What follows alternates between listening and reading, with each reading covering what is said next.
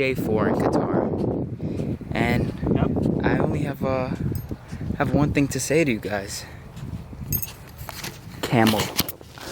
Oh my gosh. These guys are working. You see this? All desert. I'm not gonna lie. Camels are way taller than I expected. I'm thinking it's gonna be like horse size. I'm dead like 8 feet in the air. This is crazy. Look at, oh my goodness. This guy's going crazy. I don't know his name. I think I'm gonna name him Shabib. Why Shabib? I don't know. But sounds like a fitting name. He's a beautiful guy. His tail keeps smacking me. I don't know if that means that he likes me, but I like him. On we go, Shabib. Onward to the desert. Intellectual murder people edition. Kakam fire full of gun like Remington. Fully charged up, he can fi kill a man. Ratty gang fi me gang, pussy run up if you want. Kryptonite coming out of the muscle fighting at the middle of the night to make the place get noisy. You never know, see a little juvenile coulda run in your yard and take a 3 points. I believe in the lane in the street and the main and the buck him out Jesus Christ. Now make him run, now make him out, now make him sleep even nights more. Yeah, dash him when nobody can find us. You must be sick. And a 17, I drop in a this 45 feet, me caught it, now miss. Me finger move swift, me gun them now stick. I feel like I'm in Hangover. You see the desert, man. Walking in the desert. Why? Because I'm him. Because I can, honestly. I mean, footprints in the sand, camel poo all around. But honestly, it's still beautiful. It's hot as hell, but like, I don't know, I do well in the heat, so it's not even really all that. But some people, oh my god, y'all will be suffering. But it's fucking nothing but sand. Yo, the sand is so hard to walk in, so soft. But like, it'd be fun to like play around in and stuff. But my camel was so clumsy too. On the way down, it kept tripping over every little piece of sand. But I mean, hey, it was great. Shabib, shout out Shabib. That's my camel. And now I'm just enjoying a nice walk back to the camp. I'm close now, but you know, I was all the way over there. Like, I was mad far. Like, look at that hill over there. I was all the way on that hill. It would be, if you ever come and you want to do a camel ride, make sure you go at around like 6-5. It's nice to do it at any time, but at 6-5, like, the sun is like, it turns red over here. That's OD. So like, if you want a crazy photo on a camel, definitely come like on the evening, like sunset goes crazy. But yeah, this is Qatar, day 4, and starting off the day right on a camel. So next, I think I'm gonna go on a dune buggy. So I'm gonna hit y'all. I'm gonna show y'all that. And yeah, so adios.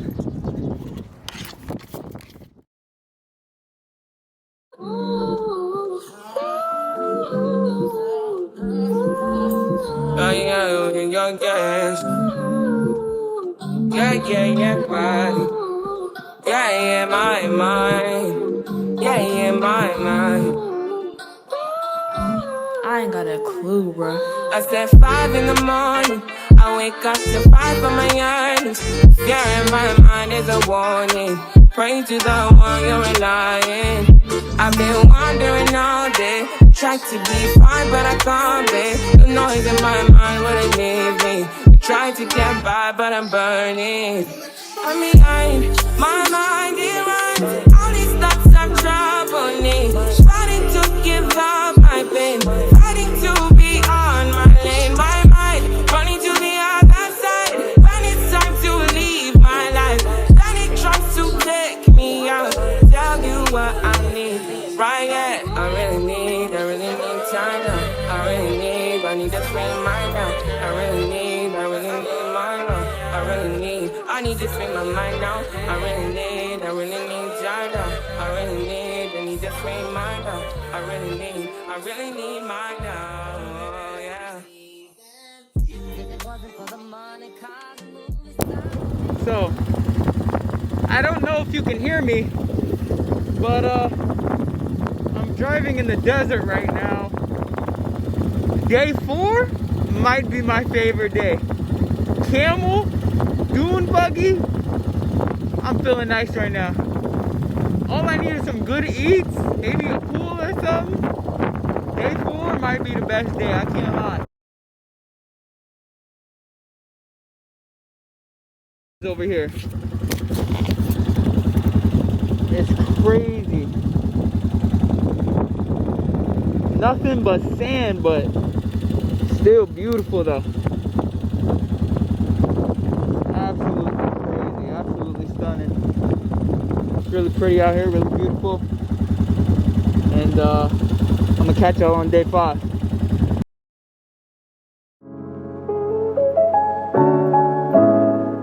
What's one Arabic word you can teach the people or people should know?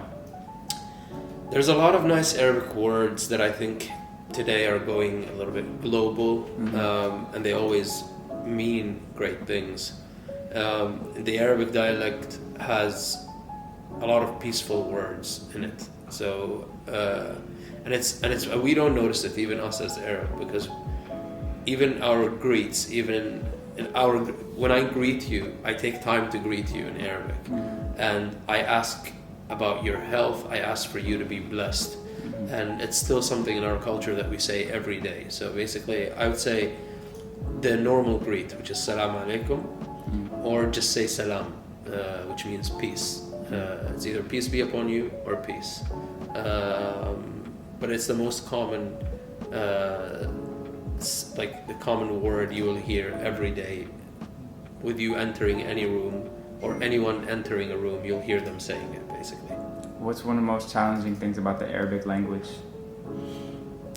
Arabic language is challenging because it's because there's so many dialects in the Arabic language. So if you would decide to learn Arabic and learn the classic Arabic, the actual Arabic, you would not actually be able to use it in conversations. The actual Arabic is used on like the local newspaper or the news in all Arab countries. But we don't walk on the streets and talk with each other in the classic Arabic. In Qatar we speak Qatari, which is an Arabic version of, it's a Qatari version of the Arabic dialect. It's like a dialect. In Egypt they speak Egyptian. But the cool thing about it, even though they're different, we actually understand each other perfectly. So if you meet some of our colleagues here and we're speaking Arabic, we're actually both speaking different Arabic at the same time, but we're able to understand each other. And I think that's why a lot of people find it hard and confusing, but it is actually not hard with practice. It's kind of simple. What's hard about it is there are some letters in our language is kind of very hard for different parts of the world to pronounce, because we pronounce those letters from different places. So, for example, we have qa. The letter qa, when I say qal, it's very hard for someone to pronounce it. Say it. Al? Qa. Al. Qa. Ka. You hear it, it's coming from here. It's Al. Qa. A. Qa. So the name of my country, for example, is Qatar, not Qatar. Okay. This is how we pronounce it. Qatar. There is qa. So qa comes from here, very hard. However, there are other parts of the world that can pronounce it. Like for example, Filipinos ka.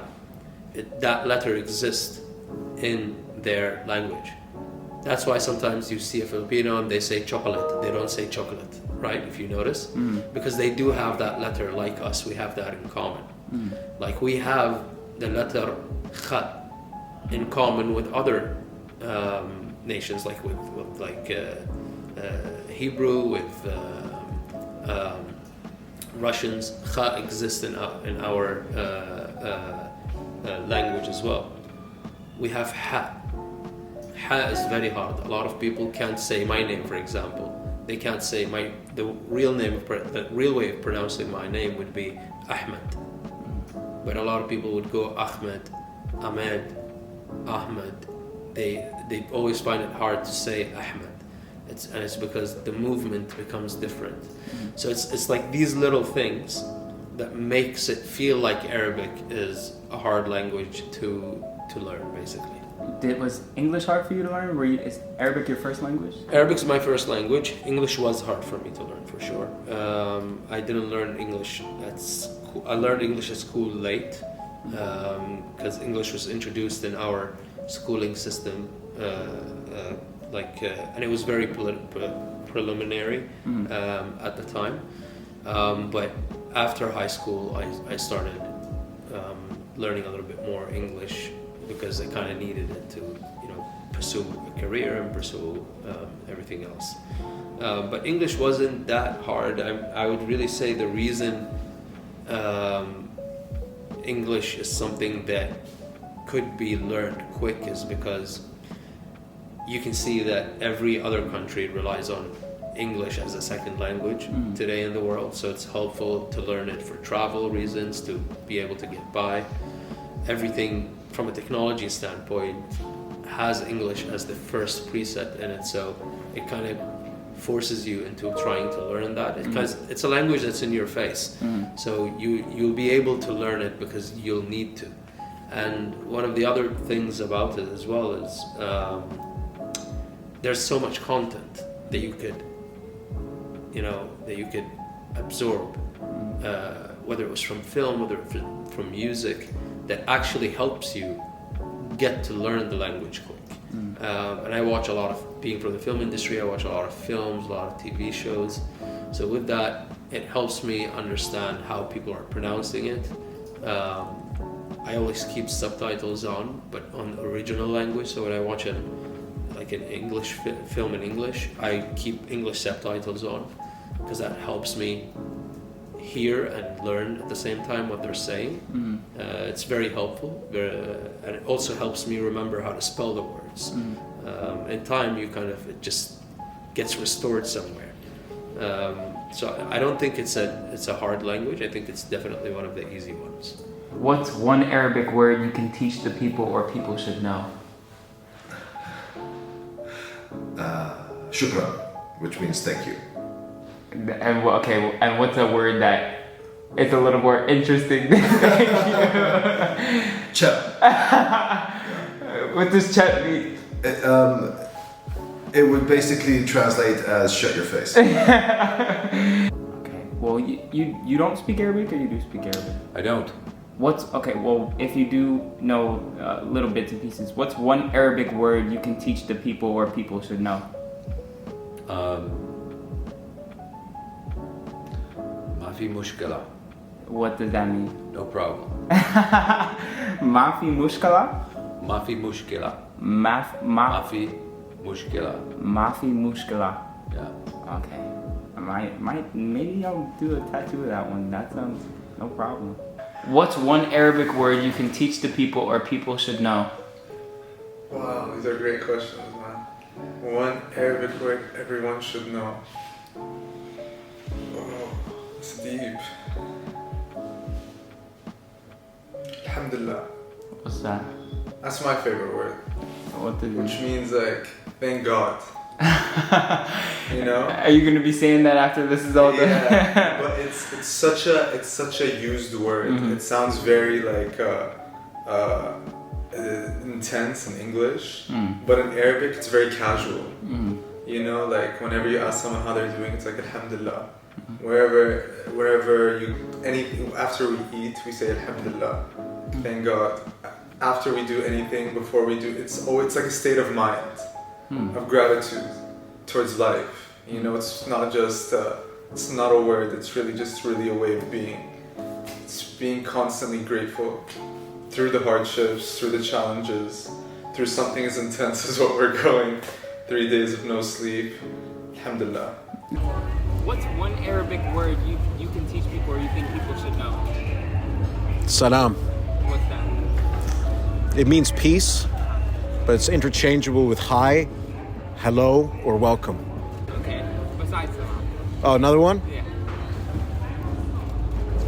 Hala wallah. What does that mean? Hala wallah means you're more than welcome.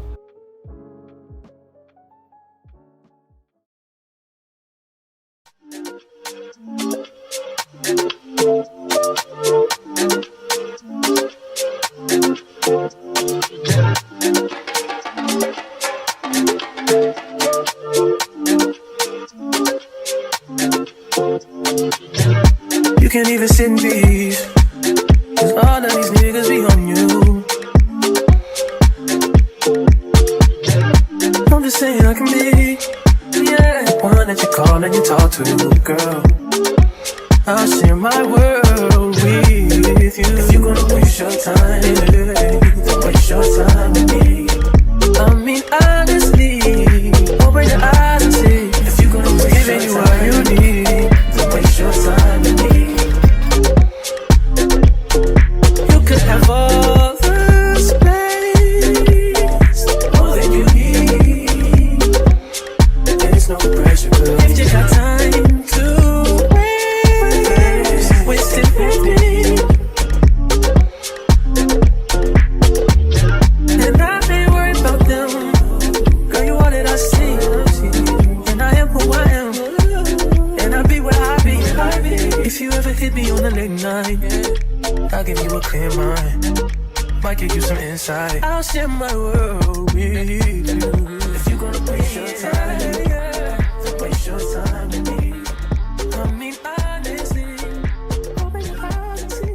If you're gonna waste your time with me, don't waste your time with me. Question one. What is your favorite thing or the best thing about Qatar? The people. By far. Why? I grew up here, and the Qatari people are very hospitable, generous with who they are.